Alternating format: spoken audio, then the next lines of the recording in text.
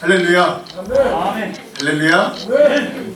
오늘도 이 자리 이곳에서 예배하고 또 말씀을 듣는 우리 위에 하나님의 귀한 은혜, 우리에게 힘주시고 또 은혜 주시는 하나님의 놀라운 역사가 저와 여러분들 위해 함께하기를 주님의 이름으로 축원드립니다. 아멘. 우리 옆에 있는 분들과 함께 이렇게 인사하고 말씀의 은혜 나누겠습니다. 예수님은 우리의 연약함을 아시고 함께 하십니다. 시작. 예수님은 우리의 연약함을 아시고 함께 하십니다. 저희가 5월달 굉장히 다이나믹하게 지내느라 원래 처음부터 시작했던 사도신경 시리즈를 우리가 잠깐 멈췄다가 다시 오늘부터 우리가 좀 이 사도신경에 대한 의미들 또 그 고백들을 함께 나누고자 합니다. 거두절미하고 우리 좀 바로바로 진행해 나아갈 텐데요. 여러분 다 잘 아시듯이 여기 말씀 스케치북 이 부분에 같이 적으시면서 하시면 훨씬 더 도움도 집중도 잘 될 줄 믿습니다. 여러분 저 계속해서 우리가 합니다만 사도신경을 저는 개인적으로는 크게 네 부분으로 나눕니다. 보통은 크게 세 부분으로 나누는데 저는 네 부분으로 나눠요. 어떻게 네 부분으로 나누냐면 우리의 사도신경이 첫 번째는 어떤 부분이냐? 성부 하나님에 대한 고백이 나옵니다. 두 번째는 성자 예수님, 셋째는 성령 하나님 이렇게 되어 있습니다. 그럼 넷째는 뭘까요? 넷째는 하나님을 믿고 영접한 교회의 공동체에 대한 신앙 고백이 바로 우리가 매주마다 예배 때마다 고백하는 사도 신경의 말씀입니다. 성부 하나님, 성자 예수님, 성령 하나님 그리고 우리 교회 공동체에 대한 고백이 바로 우리 사도 신경의 큰 네 가지 부분이다 라고 할 수 있어요. 그래서 우리가 3월달 또 3월달 나눴던 말씀들을 잠깐 좀 기억해 보자면 사도신경의 처음 고백, 즉 첫 번째 고백이었던 하나님 아버지에 대한 고백이 있습니다. 그 하나님의 아버지에 대한 세 가지 고백이 있었어요. 그 하나님 아버지는 우리에게 어떤 분이신가? 라고 우리가 고백했을 때 그것도 세 가지. 첫 번째는 어떤 하나님이셨을까요? 하나님은 전능하신 하나님이었어요. 그러나 그 전능하심을 자기의 만족과 유익을 위해 쓰지 않으셨고 스스로 약속에 자기를 가둬두시고 그 약속대로 우리를 사랑하시고 구원해 주셨던 그 전능하심을 오늘 우리 죄인된 우리를 살리는 데 쓰셨던 그 전능하신 하나님이심을 우리가 나눴습니다. 둘째는 어떤 하나님? 성부 하나님은 우리를 만드셨던 창조주 하나님. 그래서 만드신 분이 고칠 수도 있는 거예요. 그렇죠? 포드 자동차 얘기 기억나시나요? 그렇죠? 그래서 만드신 분이 고칠 수도 있는 거예요. 만드신 분이 새롭게 하실 수도 있는 거예요. 그런 창조주 하나님. 그리고 마지막 세 번째 그 성부 하나님은 전능하시고 창조주신 하나님이 그분이 우리의 아버지 되신다. 그렇게 해서 우리가 성부 하나님에 대한 세 가지 정도의 은혜를 함께 나눴습니다. 다 기억이 조금씩 얼핏 다 나시죠? 정확히는 아니어도 괜찮습니다. 나중에 또 하면 되니까. 자, 그리고 이제 우리가 오늘부터 함께 볼 우리 사도신경의 두 번째 부분은 성자 하나님, 즉 예수 그리스도에 대한 고백입니다. 오늘부터 우리는 본격적으로 이 예수 그리스도에 대한 고백이 우리들에게 어떤 의미를 담고 있는가를 좀 나누려고 해요. 지난 4월 달에 왜 꼭 예수여야만 하는가? 우리의 신앙이 왜 꼭 예수여야만 하는가? 라고 나누었는데 두 가지 큰 의미가 있었죠. 첫째는 뭐예요? 그 예수님을 통해서만 누구를 온전히 알 수 있어요? 하나님을 온전히 알 수 있어요. 그 예수님을 통해서만 하나님이 어떤 분인지, 하나님이 우리에게 어떤 마음을 가지고 있는지, 우리가 어떻게 되기를 원하시는지를 제대로 알 수 있어요. 그리고 둘째, 왜 꼭 예수님이어야 되는가? 그 예수님을 통해서만 우리의 죄사함과 구원이 가능한 유일한 통로가 바로 예수 그리스도이기 때문에 우리는 예수 그리스도여야만 합니다. 우리 여태까지 우리가 그렇게 나눠왔어요. 자, 오늘부터 우리는 그러한 그 예수 그리스도, 즉 성자 하나님에 대한 신앙 고백을 좀 나눠보려고 합니다. 사도신경의 큰 두 번째 파트인 이 예수님에 대한 고백에 저는 우리 공동체 앞으로 크게 한 이렇게 세 가지 정도로 나누려고 해요. 한번 다음 거 보여주십시오. 예. 자, 첫 번째는 뭐냐? 완전한 사람이 되신 예수님의 의미를 좀 나누려고 합니다. 뭐가 되신 예수님이요? 완전한 사람이 되신 예수님에 대해 오늘 좀 나누려고 해요. 그리고 다음 주 두 번째는 뭘 나누려고 하냐면 온전한 하나님이 되신 그리스도의 의미를 나누려고 합니다. 그래서 오늘은 예수님인데 다음 주는 그리스도예요. 다른 의미가 있어요. 그리고 셋째, 우리 그 다음 세 번째 주에는 모든 이름 위에 뛰어난 왕, 승리와 심판의 주가 되신 예수 그리스도의 의미를 우리가 이 두 번째 파트인 사도신경을 통해서 우리가 그 성자 하나님, 예수님에 대한 의미로 함께 나눠보고자 합니다. 그래서 오늘은 그 첫 번째로 완전한 사람이 되신 예수님의 의미, 그것이 오늘 우리들에게 어떤 의미인가를 좀 함께 나누고자 합니다. 그래서 오늘 우리가 먼저 살펴볼 사도신경의 구절을 우리가 다 같이 다시 한번 좀 고백해 볼게요. 자, 여기 나와 있죠? 시작! 그 외아들 우리 주 예수 동정녀 마리아에게 하시고, 오늘 우리가 나눌 부분이 바로 이 부분입니다. 우리가 매주 아무렇지도 않게 고백하는 이 짧은 구절에만 신비하고 이해되지 않는 부분이 꽤나 많이 등장합니다. 특별히 두 가지가 있는데 그게 뭐냐? 성령으로 잉태했다. 성령으로 잉태했다. 그리고 또 그 예수님이 누구의 몸을 통해서 났대요? 동정녀, 즉 처녀의 몸에서 나왔다 라고 이야기하는 거예요. 그래서 여러분, 이게 오늘 우리가 기독교인이고 믿음이 있으니까 그냥 아무렇지 않게 고백하는 거지, 우리가 상식적으로 밖에 나가서 이런 얘기를 들었다고 생각해 보십시오. 그 대상이 예수님이 아니라 어떤 다른 사람에 의해서 그 사람 성령에 잉태했고 처녀의 몸에서 났대. 이거 말이 됩니까? 말이 안 됩니까? 이게 다른 곳에서는 말이 안 되는 이야기예요. 그렇죠? 그래서 성령에 의한 잉태, 처녀에게 탄생하신 이 동정녀 탄생은 수많은 믿지 않는 사람들, 우리 기독교를 공격하는 그런 부분들이기도 합니다. 마치 설화와 같다라는 거예요. 그런 것과 같대요. 신라의 시초 박혁거세 왕이 여러분 어디서 태어났어요? 잘 아시네, 그렇죠? 알에서 태어났다 그러잖아요. 그러면 우리가 그런 역사를 배우고 가르치기는 해도 그 어떤 역사학자도 그거를 완전한 사실로, 야, 박혁거세는 진짜 알에서 태어났어, 이렇게 진짜 사실로 받아들이지는 않는다는 거예요. 그건 설화지, 그건 신화지, 뭐 이렇게 그냥 받아들인다는 거죠. 마치 오늘 우리가 고백하는 이 예수님의 성령의 잉태와 동정녀 마리아에게 나신 것도 다 그냥 그렇게 생각된다라 라는 것입니다. 그래서요, 어떤 이성, 어떤 과학적인 것들을 좀 극단으로 추구하시는 목사님은 이렇게까지 말씀하시기도 하더라고요. 동정녀 탄생이 사실이 아니면 좀 어떤가요? 예수가 단성생식으로 태어난 Y 염색체가 없는 남성이라는 얘기보다는 이 불쌍한 미혼모의 아이를 감히 하나님의 아들이라고 불렀던 사람들의 도발적인 이야기가 더 좋습니다. 뭐 이렇게까지 이야기하는 목사님도 계시더라고요. 근데 정말 이렇게 이해하면 될까? 정말 이렇게 우리가 그냥 여기고 가면 될까? 우리의 신앙 고백이 지금 우리가 처해 있는 어떤 상식, 오늘 우리가 가지고 있는 지식에 벗어나면 그냥 다 쳐버리고 버리는 것이 과연 진정 합리적인 신앙이고 이해를 추구하는 신앙의 모습일까? 물론 너무 말도 안 되는 걸 신앙의 이름으로 맹신을 강요하고 맹종을 강요하는 것도 큰 문제입니다만, 또 그 반대편에서 이성과 지식의 이름으로 신앙을 재단하고 지금 우리가 이루어놓은 어떤 과학적 지식에 맞지 않는다 하여 인류 역사 수천 년 동안 이어져 왔던 신앙의 흐름, 그 신앙의 역사, 그 고백을 단칼에 베버리는 교만과 아집이, 저는 또한 이 인간 이성에 대한 어떤 맹목적인 또 다른 우상숭배라고 저는 여기기도 합니다.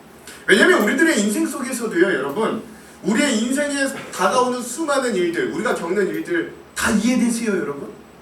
우리의 상식에 다 맞아요? 예. 내가 계획하는 대로 그 일들이 다 이루어집니까? 우리 인생도 안 그래요. 우리 인생도 안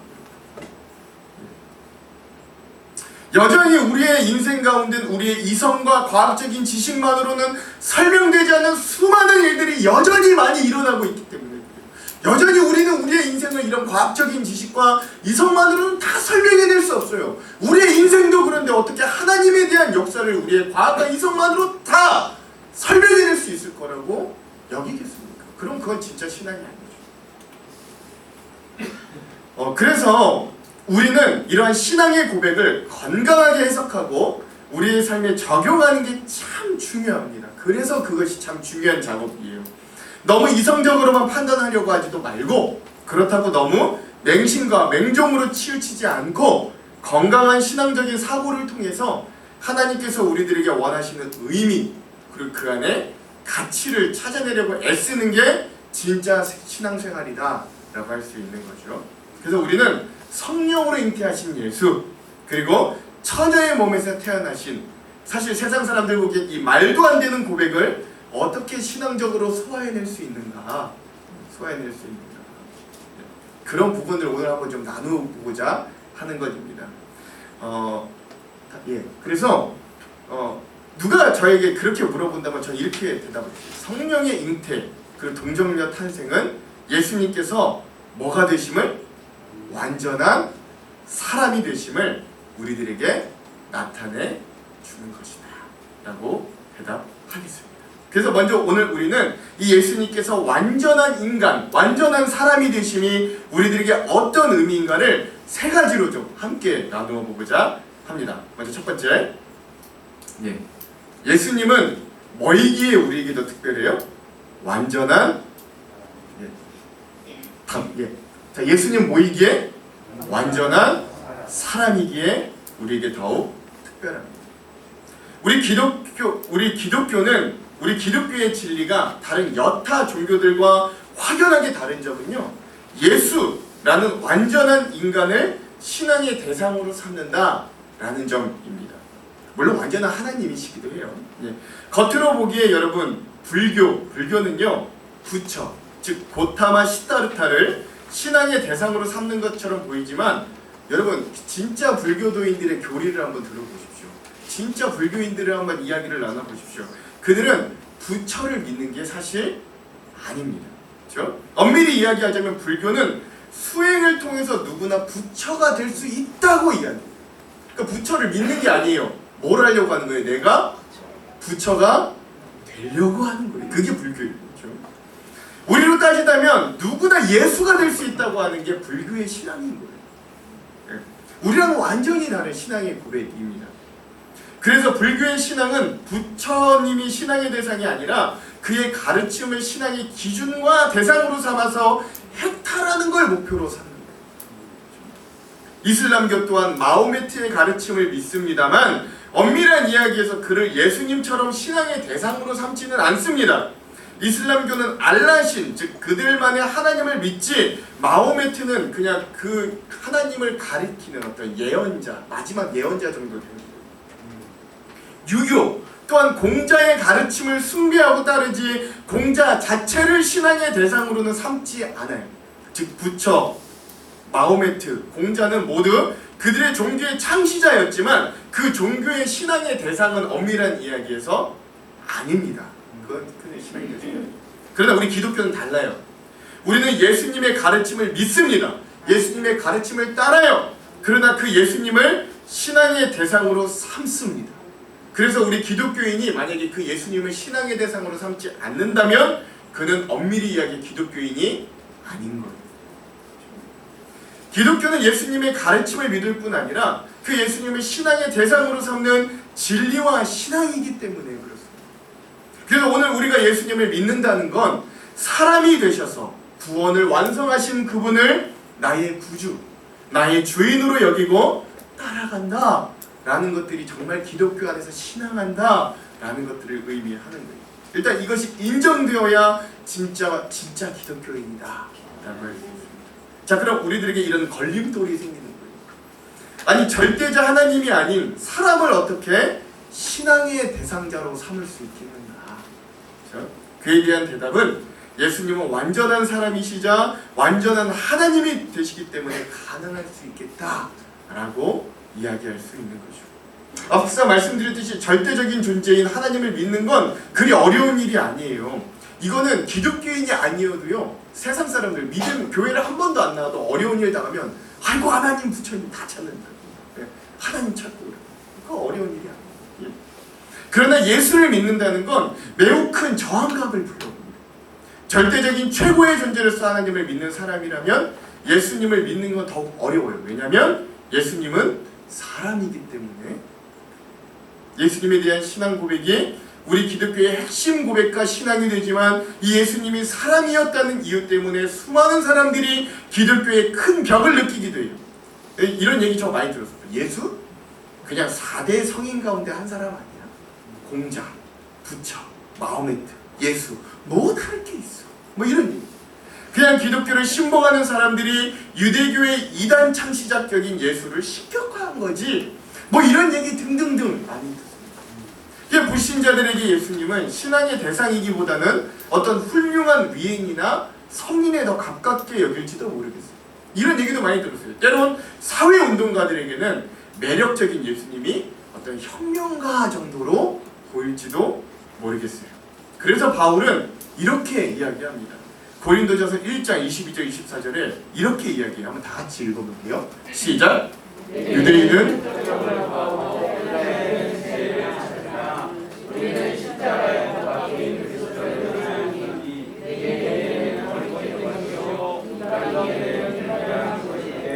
오직 부르심을 받은 자들에게는 유다인이나 헬라인이나 그리스도는 하나님의 능력이요 하나님의 지혜이니라. 저는 이 바울과 같이 여러분에게 분명하고 큰 소리로 여러분들에게 이렇게 말씀드립니다.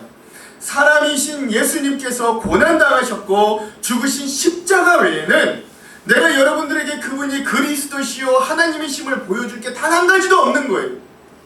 여러분이 여러분의 지식적인 충족이나 기적 또는 신비하고 감정적인 어떤 큰 변화를 요구하는 교만과 고집을 철회하지 않는 이상 그 인간이셨던 예수님이 나의 하나님이 되셔서 만나는 길은 더 이상 없는 거예요. 그러나 그것이 어떤 경로이든 간에 그 십자가 아래 겸손하게 무릎을 꿇고 그 예수님을 진정으로 만난 사람들은 한결같이 그 사람이셨던 분이 나의 하나님, 나의 주님이심을 고백하지 않을 수 없었어요. 우리 그래서 여기다 이렇게 모여 있는 거죠. 우리와 같이 인간의 몸을 입으셨지만 자신의 모든 것을 던져 우리에게 영원한 생명을 허락하여 주신 분. 그래서 그 삶으로도 우리가 가야 할 길을 여실히 보여주셨던 그 신앙의 시청각 자료로서의 그 자체, 가장 낮은 곳, 가장 아픈 곳, 우리가 가장 가기 꺼려하는 그런 장소들을 사랑의 마음을 가지고 찾아가셨던 인간 예수님은 오늘도 우리가 살아가야 될 어떤 삶의 귀한 이정표가 되십니다. 그래서 사도신경에 나오는 이 예수 그리스도에 대한 신앙 고백은 기독교 신앙의 중심점이 되는 것입니다. 이곳에서 넘어지지 않는 사람들이야말로 진짜 신앙의 복이 있는 사람들입니다. 그래서 아멘이 나와야 됩니다. 아멘. 다시 한번, 이곳에서 넘어지지 않는 사람들이야말로 진짜 신앙의 복이 있는 사람들입니다. 그렇죠? 그러므로 오늘 우리가 완전한 하나님이시면서 완전한 인간이셨던 그 예수님을 온전히 받아들이고 건강하게 이해하는 역사를 특별히 성령님께서 우리 마음에 조명하여 주셔서 우리가 그런 예수님을 이해하고 받아들이는 놀라운 말씀이 되기를 주님의 이름으로 축원합니다. 사실 저는 부족해요. 저희의 지혜와 말로는 온전히 다 이것들을 설명하고 설득시킬 수는 없습니다, 여러분들을.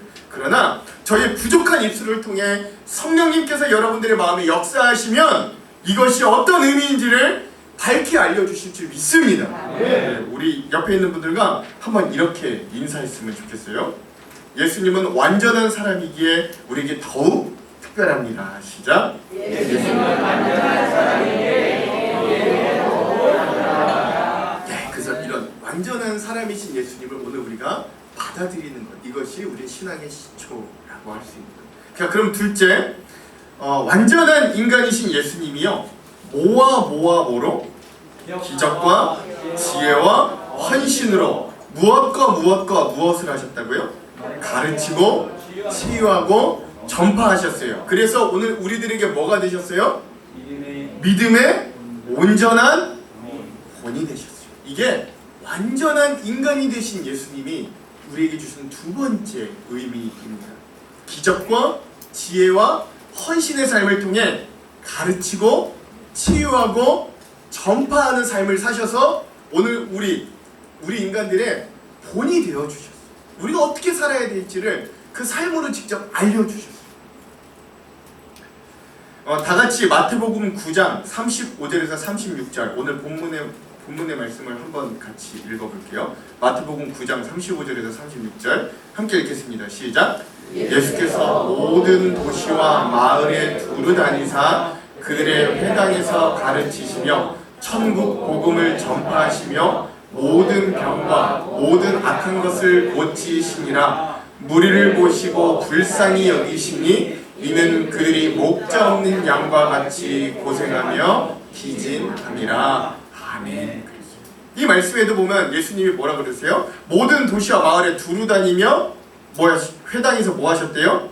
가르치고 천국 복음을 전파하시고 모든 병과 악한 것을 치유해서 고치셨어요. 근데 그 마음의 중심에 36절에 보면 뭐가 있으셨어요? 그 영혼들에 대한 긍휼한 마음이 있어요. 많은 신학자들이 이 사도신경 가운데 안타까워하는 건, 이 사도신경을 인정하는데 안타까워하는 건 우리가 고백하는 사도신경의 고백 중에 이런 예수님의 공생의 삶의 모습이 단 한 문장도 들어가 있지 않다는데 굉장히 아쉬워합니다. 그 한 문장이라도 좀 넣지. 굉장히 아쉬워요. 그만큼 인간으로서 예수님이 보여주신 그 삶 또한 우리 신앙인들에게 너무나 중요하다라는 것이죠. 특별히 완전한 인간이 되셨던 예수님의 삶에 다른 인간과는 다른 특징 중에 하나가 바로 그 삶에 기적과 지혜와 헌신이 항상 있었다라는 것입니다. 그런데 더 놀라운 건 온전한 인간이셨던 예수님께서 자기 자신을 향해서는 그 기적과 능력을 철저히 거부하셨다라는 사실입니다. 여러분, 성경 전체에서 예수님이 자기 자신의 이익과 만족을 위해 기적과 능력을 행하셨다는 부분이 단 한 군데라도 있으면 저한테 찾아서 알려주십시오. 그걸 발견하는 순간 저는 21세기 가장 위대한 신학자가 될 거예요. 누구도 발견하지 못했거든요. 그러니 여러분 애써 찾지 마십시오. 그런 부분은 한 구절도 없어요. 예수님이 나를 위해, 자기 자신을 위해, 나의 만족과 유익을 위해 자신의 기적, 자신의 능력을 행하셨던 적은 단 한 번도 없어요. 예수님의 기적은 항상 몸이 아픈 다른 자에게 건강을 허락하였고, 마음이 아픈 자를 치유하셨고, 정신이 아픈 자를 보다듬어 주셨어요. 예수님의 기적은 때론 풍랑으로 어려움을 당하는 제자들을 구하셨고, 배고픈 5,000명이 넘는 자들에게 놀라운 일용할 양식이 될 뿐이었어요. 예수님의 지혜는 교만한 바리새인과 서기관들에게는 결코 이길 수 없는 하나님의 지혜가 되었고, 그 지혜는 산에서 들에서 바닷가에서 수많은 사람들에게 하나님의 나라를 알려주시는 놀라운 도구가 되었어요. 그 지혜는 사마리아 여인의 마음의 중심을 꿰뚫었고, 외로운 삭개오의 마음의 위로가 되었고, 한밤중에 예수님께 찾아와 구원을 물어보았던 니고데모에게는 놀라운 영생의 메시지가 되었던 거예요. 예수님의 헌신은 스스로 종이 되어 제자들의 발을 씻어주셨고, 스스로 그 몸을 던져 십자가를 지심으로 수많은 사람들의 생명이 되어주셨어요. 즉 예수님의 기적, 예수님의 능력, 예수님의 헌신은 항상 어디를 향해 있었다? 다른 이들, 타인을 향해 있었다 라는 것을 알려주셨습니다. 그럼 왜 이렇게 하셨나? 여러분, 저는 이 예화가 딱 좋다라고 생각해요. 그림 한번 보여주십시오. 그림 한번 보여주세요. 그림 한 번만 좀. 여러분 이 그림 뭐 아시죠? 너무 유명한 일이죠. 한석봉의 어머니 백인당 씨의 이야기 잘 아실 겁니다.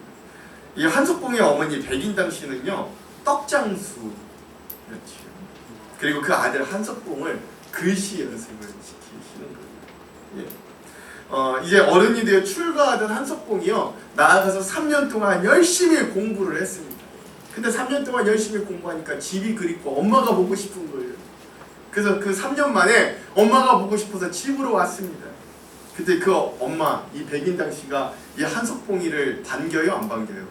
안 반겨요. 그랬더니 밤이 되었어요. 그러자 그 유명한 어머니가 이 밤이 되자 그 아들을 불러놓고 이렇게 이야기하죠. 그 유명한 대사. 불을 끄고 나는 떡을 썰 테니 넌 글을 쓰거라. 이 말을 하게 되는 겁니다. 자, 불을 껐어요. 자, 그리고 나서 한 시간이 지나고 나서 보니까 불이 꺼진 상태에서도 그 어머님 백이당 씨의 떡은 어떻게 썰려져 있어요? 가지런하고 예쁘게 잘 썰려져 있는 거예요. 반면 그 아들이었던 한석봉의 글씨는 어떻게 됩니까? 삐뚤빼뚤 난리가 난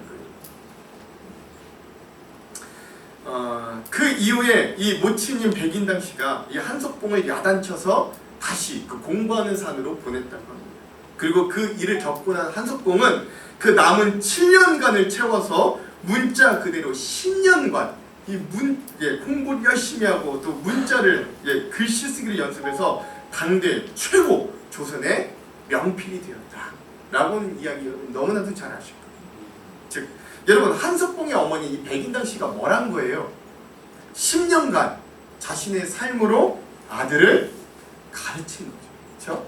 삶을 통해 그냥 보여준 거죠. 여러분 이거 수만 마디 만 마디의 말이 필요 없어요. 그냥 자신의 삶이 아들에게는 너무나도 의미 있고 귀했던 시청과 교보제가 된 거예요. 10년을 자기의 분야에서 최선을 다하면 전문가가 된다. 밤에 불을 끄고서라도 자신의 일을 해낼 수 있는 사람이 되어야 한다 라는 사실을 그 밤에 만마디 말보다 그 삶을 통해 아들에게 진하게 보여준 것이고, 그 삶의 무게가 그 아들인 한석봉을 감동시켜서 그 아들을 최고 조선의 명필로 일으켜 세운 거죠. 저는 예수님께서 완전한 사람이 되신 이유 중에 하나가 바로 여기에 있다라고 합니다. 그래서 예수님은 완전한 인간이 되셔서 그 공생의 기간 동안 수많은 사람들에게 기적과 지혜와 헌신을 통해 가르치고 전파하고 치유하는, 즉 생명을 살리는 본이 되셨어요. 그래서 오늘 우리가 믿음을 가진 사람들로 살면서 우리도 가르치고 전파하고 치유하는 그리스도의 향기나는 삶의 방향과 목적을 따라갈 수 있도록 가장 확실한, 가장 좋은 시청각 도구와 방향을 알려주는 나침반이 스스로 되어 주셨습니다. 인간이 되신 예수님이 오늘 우리들에게 주어지는 귀한 이유인 거예요. 즉 오늘 완전한 인간이 되신 예수님의 두 번째 의미는 우리 신앙인들이 살아내야 할 그 방향과 삶의 모습을 직접 보여주셨다. 거기에 의미가 있습니다.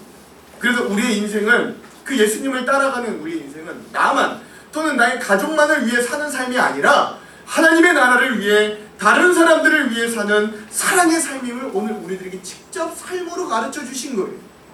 그래서 오늘 우리도 그 예수님을 따라 살아가는 사람들이 되어야 합니다. 인간의 몸을 입고 직접 보여주시고 살아내셨기에 우리도 스스로는 결코 불가능하지만 그 예수님과 동행하면 먼저 가셨던 그 길을 우리도 충분히 감당할 수 있습니까? 없습니까? 그제서야 감당할 수 있는 거예요. 그러므로 완전한 인간 되신 예수님의 삶을 기억하면서 오늘도 우리의 삶을 가르치고 전파하고 치유하는 그리스도의 향기나는 삶으로 채우는 저와 여러분 되길 주님의 이름으로 축원합니다. 우리 옆에 있는 분들과 함께 이렇게 인사할게요. 가르치고 치유하고 전파하는 예수님의 삶을 따라갑시다. 시작. 가르치고 치유하고 전파하는 예수님의 삶을 따라갑시다. 네, 마지막 세 번째, 완전한 인간이신 예수님은 우리의 뭐를? 연약함을 직접 경험하시고 또 아시고 동감해 주시는 분이다 라고 할 수 있습니다. 다같이 요한복음 1장 14절 말씀 한번 읽어볼게요. 시작. 말씀이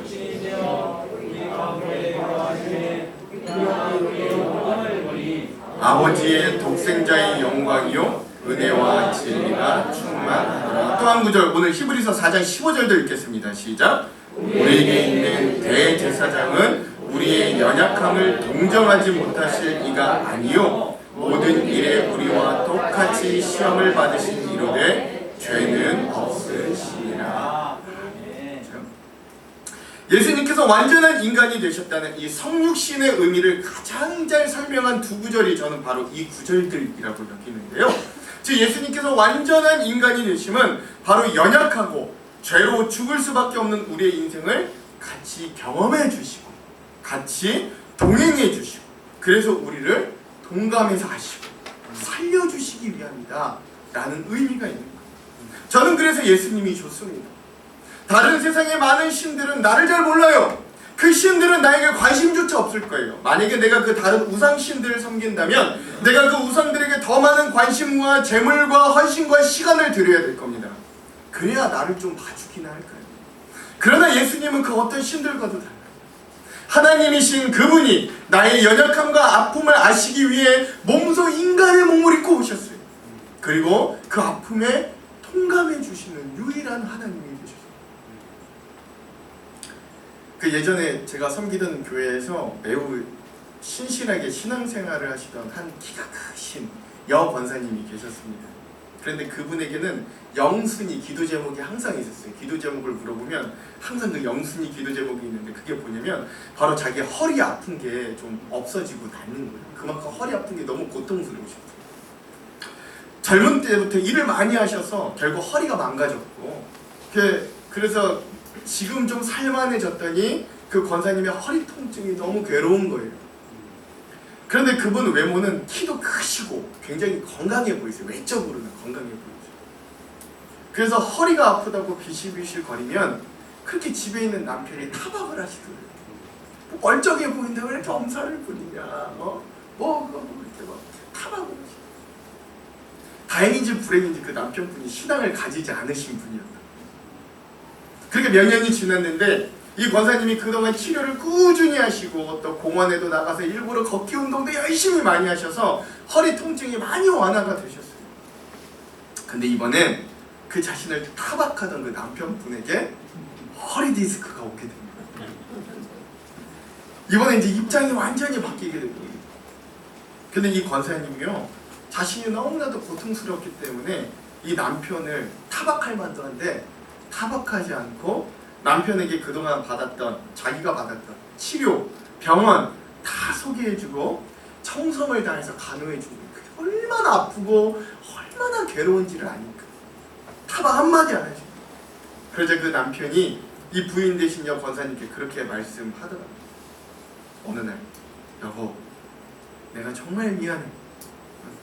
그동안 겉모습이 멀쩡해 보여서 허리 아프다고 한 당신을 그렇게 타박했던 게 내가 너무 후회가 된다고 그 권사님께 고백하더라고요. 아니라고, 내가 얼마나 아파서 그게 얼마나 고통스러운지를 안다고, 그래서 사랑하는 당신이 나와 같은 고통을 조금이나마 덜 당했으면 좋겠다고 그 여 권사님이 그 남편에게 이야기하는 거예요. 그리고 또 하나, 그 기회를 놓치지 않고 나는 열심히 치료도 받고 걷기도 했지만 교회에서 기도 열심히 해서 많이 하나님이 나를 치료해 줬으니 당신도 이제는 나와 같이 교회를 좀 가자고 하는 거예요. 그 남편분이 그 일을 계기로 그 교회를 나오시게 된 거예요. 제 바로 직전에 있던 교회 실제로 있었던 일입니다. 이 예화가 완전하지는 않지만 저는 예수님이 오늘 인간이 되신 가장 중요한 이유 중에 하나가 바로 이것이라고 생각합니다. 그 예수님도 우리와 같이 인간이 되셔서 어린 시절 지혜와 키가 자라 사랑을 받기도 하셨고 40을 밤낮으로 금식기도 하시면서 주려 배고픔을 느끼기도 하셨고 또한 사단의 시험을 받기도 하셨고 피곤하여 폭풍이 몰아치는 배에서 기절하듯이 주무시기도 하셨고 때론 자신이 사랑하는 나사로가 죽자 나사로뿐만 아니라 죽음의 문제를 안고 괴로워하는 우리 인간들이 궁멸하셔서 눈물을 흘리기도 하시고 때론 하나님의 성전을 더럽히며 돈이 오가는 강도의 소굴을 만든 사람들에게 채찍을 내리치시며 분노하고 대노하시기도 하셨어요. 그래서 예수님만큼 우리의 인간을 잘 아시는 분이 없는 거예요. 그래서 그렇게 잘 아시는 예수님이 우리 인간을 향한 마음은 항상 긍휼함과 연민일 수밖에 없었어요. 다 같이 오늘 본문 16절 한번 읽어볼게요. 16절 읽겠습니다. 시작. 그러므로 우리는 은혜의 보좌 앞에 담대히 나아갈 것이다. 그렇죠? 우리가 뭐를 받고 그 주님의 긍휼히 여기시고 그 주님이 우리를 불쌍히 여기시고 그 주님이 우리를 뭐 때문에 긍휼한지 뭐 때문에 불쌍한지를 알아요? 예수님도 직접 당해보셨어요. 예수님도 직접 겪어보셨어요. 그러므로 오늘 우리의 연약함을 아시기 위해, 오늘 우리의 고난의 순간에 함께 하시기 위해 인간이 되신 예수님을 우리가 더욱 사랑하기를 주님의 이름으로 축원드립니다. 그리고 그 예수님이 오늘 우리의 연약함을 누구보다 가장 잘 알고 공감해 주시니 여러분 힘내시기를 주님의 이름으로 축원합니다. 우리 옆에 있는 분들과 함께 이렇게 한번 도전해 볼게요. 힘을 내십시오.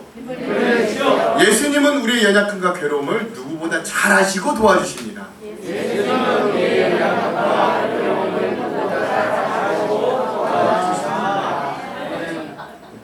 말씀을 마무리합니다. 여러분 세상 살면서 혼자인 것 같이 느껴질 때가 얼마나 많아요. 남편도 몰라요. 아내도 몰라요. 나 혼자인 거예요. 삶의 의미를 찾지 못해서 내가 왜 살아야 하나 물어볼 땐 또 얼마나 많아요. 그러나 그때 여러분 이 십자가를 보십시오. 그 순간 나의 연약함을 아시고 나를 위해 저 십자가를 대신 지신 그 예수님, 내가 이 땅에 겪는 수많은 비참함, 괴로움, 외로움, 연약함, 그 수많은 문제들로 인해 골치 아플 때, 낙담할 때, 좌절할 때 등등등을 이미 겪으셔서 그 아시는 그 예수님은 여전히 우리의 손을 붙들고 우리가 넘어지면 일어서, 우리가 상처받으면 싸매시고, 때론 우리를 위해 대신 싸워주시고 대신 우리의 문제를 해결해 주시는 분이 바로 그 예수님임을 우리가 완전한 인간이 되신 그 주님의 모습에서 발견케 되기를 간절히 소망합니다. 즉 오늘 우리가 사도신경을 통해서 성령으로 잉태하사 동정녀의 몸에서 나신 그 예수님을 고백할 때 이런 완전한 인간이 되신 그 예수님의 의미, 그 예수님의 모습을 기억하면서 다시금 힘을 내어 일어서는 저와 여러분들, 그런 진짜 제자의 고백이 넘치는 우리의 삶이 되기를 주님의 이름으로 축원합니다. 축원합니다.